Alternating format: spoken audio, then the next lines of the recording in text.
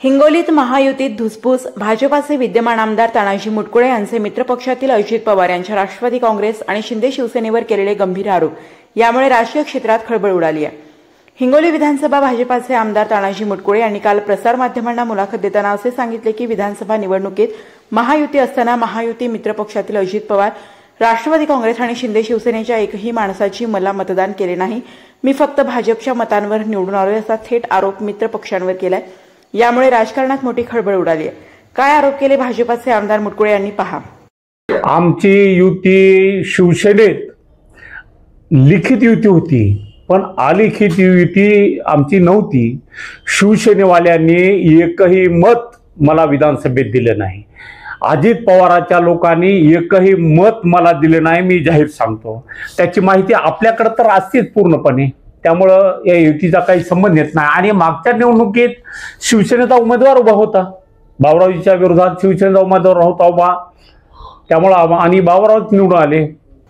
तर भाजपाचे आमदार तानाजी मुटकुळे यांनी मित्रपक्ष अजित पवार यांच्या राष्ट्रवादी काँग्रेसवर केलेल्या खळबळजनक आरोपानंतर राष्ट्रवादी अजित पवार गट यांचे हिंगोली जिल्हाध्यक्ष बीडी बांगर यांनी भाजपाचे आमदार तानाजी मुटकुळे यांना प्रत्युत्तर देताना ओपन चॅलेंज केलं आहे. काय म्हणाले बीडी बांगर पहा.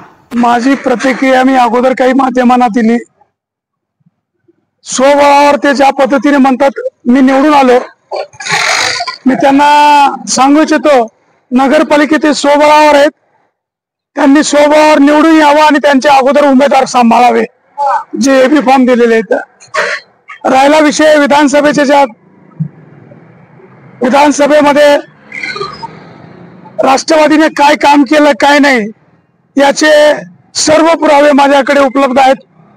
आपण जर व्यवस्थित ठिकाणी असता, आज माझं काही न्यायालयीन कामकाज असल्यामुळं निवडणुकी संदर्भातच म्हणून मला तुम्हाला इथे पाहिजे, नाहीतर मी ते तुम्हाला पुरावे दिले असते काम किती केलं त्याचे व्हिडिओग्राफी, माझे नोट्स, मीटिंग कुठं कुठे केल्या, कुठं कुठे फिरलो.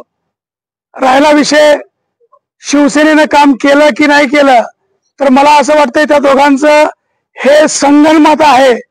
हे संगनमत हिंगोली शहरातील जनतेला दिशाभूल करणार आहे. त्यामुळे हिंगोली शहरातील जनता ही दिशाभूल होणार नाही. हिंगोली शहरातील जनता ही एकमताने एकमुखाने राष्ट्रवादीच्या पाठीशी उभी आहे आणि येणाऱ्या 2 तारखेला राष्ट्रवादी काँग्रेस पार्टीच्या घडी या चिन्हावर सर्वानुमते सर्व प्रभागाचे सदस्य असतील, नगराध्यक्ष असतील, यांना ते मतदान करण्याचा निश्चय यांच्या या आशा वागण्यातून करत आहेत. राहिला विषय राष्ट्रवादीने काम केलं की नाही केलं, मी तुम्हाला अगोदरच माझ्या बोलण्यातून सांगितलं, मी त्याचे पुरावे देईल. मात्र मी त्यांना सांगू इच्छितो, ज्या हिंगोली विधानसभेची सुरुवात बन या गावापासून होते, साखरा सर्कल मधून होतो, त्याच्यात कापडशिंगी असेल, साखरा असेल, बन असेल, केळसुला असेल, शेलसुरा असेल, अनेक गावातून जी मतांची, राष्ट्रवादीच्या मतांची जी लीड सुरू झाली ती शेवटपर्यंत लीड तशीच राहिली. आणि राष्ट्रवादीच्या मतावर इथले विद्यमान आमदार हे आमदार झाले हे त्यांना विसरता कामा नये.